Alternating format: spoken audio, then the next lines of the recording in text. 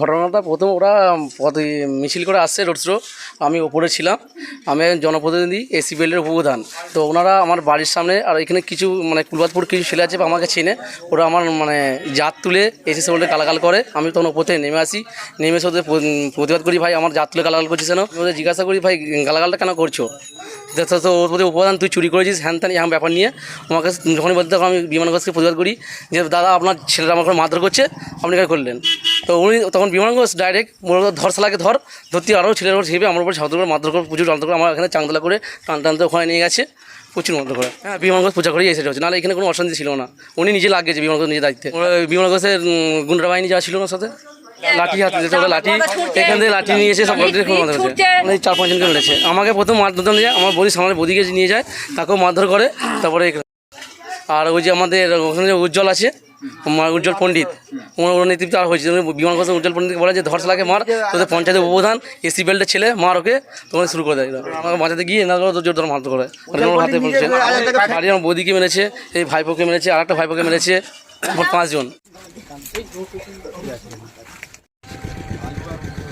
অসভ্য বর্বরের দল, এই দলের না আছে মাথা না আছে মুন্ডু, কেউ কোথাও ঠিক নেই। অ্যাকচুয়ালি আমাদের ওইখানে প্রচার ছিল, আজকে প্রচার চলছিল, নির্দিষ্ট পারমিশন নিয়ে নিয়ম অনুসারে যে রোডের উপরে যাওয়ার কথা যা ওইদিকে পেরোচ্ছে ক্রস করছিলাম। ক্রস করার সঙ্গে সঙ্গে আমরা যখন বেরিয়ে যাচ্ছি, আমি বেরিয়ে গেছি, তারপরে আমি বেরিয়ে যাওয়ার পরই পেছনে আমাদের বড় বড় আপনারা দেখতে পাচ্ছেন যে প্রতিদিনই প্রচারে বেরিয়ে প্রচারণা র্যালি হয়ে যাচ্ছে। তো সেখানে শেষের দিকে যারা ছিল তাদেরকে জয় বাংলা জয় বাংলা বলতে বলতে বলতে বলতে পেছনে আমাদের যে মহিলারা ছিল, মহিলাদেরকে পেছন থেকে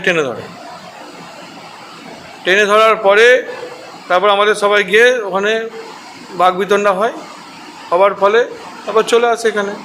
এখন হাতে কোনো ইস্যু নেই, এজেন্ডা নেই, মিথ্যেভাবে বিজেপি কার্যকর্তাদের নামে কিছু বলবার জন্য, তাদেরকে ফাঁসানোর জন্য চেষ্টা করা হচ্ছে, যেটা কোনোদিনও সম্ভব নয়। যখন প্রচার চলে, এই যে এতদিন এত প্রচার চলছে, ওরা জানে ওদের যে ক্যান্ডিডেট প্রচারে যাচ্ছে, কোথাও কেউ বাধা দিয়েছে? পুরুষরা তো বিজেপির গড়, সব জায়গা বিজেপির জায়গা। আমরা কি কোনো জনের নোংরামি করতে চেয়েছি? না, নোংরামি করব? প্রার্থী ঢুকতে পারবে কোনো জায়গাতে? ওরা যে এরকম করছে, ওদের এই জ্ঞানটা আছে? ওদের ক্যান্ডিডেট ঢুকতে পারবে কোনো জায়গাতে? আমরা চাই না এইসব। আমরা চাই গণতান্ত্রিক উপায়ে নির্বাচন হবে, সেই নির্বাচনে জয় পরাজয় মানুষ যাকে চাইবে সে জিতবে, মানুষ যাকে চাইবে না হারবে। তো এরকম করে এক্সট্রা করার তো দরকার নেই। যা করেছিল আমরা থানাতে অভিযোগ জানিয়েছি, অভিযোগ হয়েছে আমাদের একটা দিদির হাতে আঘাত করেছে বাঁশ দিয়ে, লোহার রড দিয়ে। একজন আমার বোন তার জামা ধরে টেনে ধরেছিল, জামা ছিঁড়ে দিয়েছে, শিলতানি করার চেষ্টা করেছে।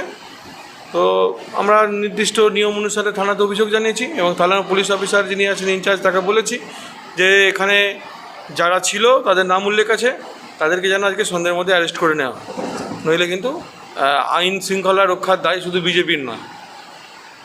মহিলারা বাঁশ নিয়ে দাঁড়িয়ে আছে। আরে ভাই, এইসব কালচার বন্ধ করো। আর নয়, সেই দিন চলে গেছে। আমাদের ওখানে 10-12 জন ছিল, আর আমাদের 200-250 কর্মী ছিল। যদি আমাদের কর্মীদেরকে আমি আটকে না নিতাম, তো ওই 10-12 জন থাকতো ওখানে? সেই জ্ঞানটা ওদের নেই। এখন ওরা সেই ওরকম করার চেষ্টা করছে।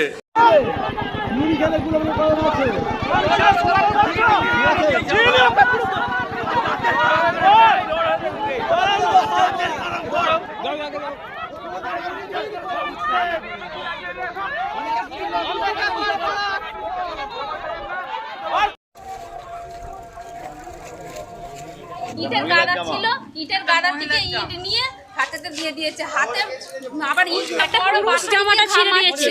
ওখানে যে বাখারিও ছিল, আর অশৃঙ্খলা ভাষায় ওখানে যে মেম্বার পুরুষ ছিলেন, মানে সে আমাদের মহিলার উপপ্রধান কি জানি না, উনি জামাটা ছিঁড়ে দিয়েছেন, আমাদের মহিলার জামা।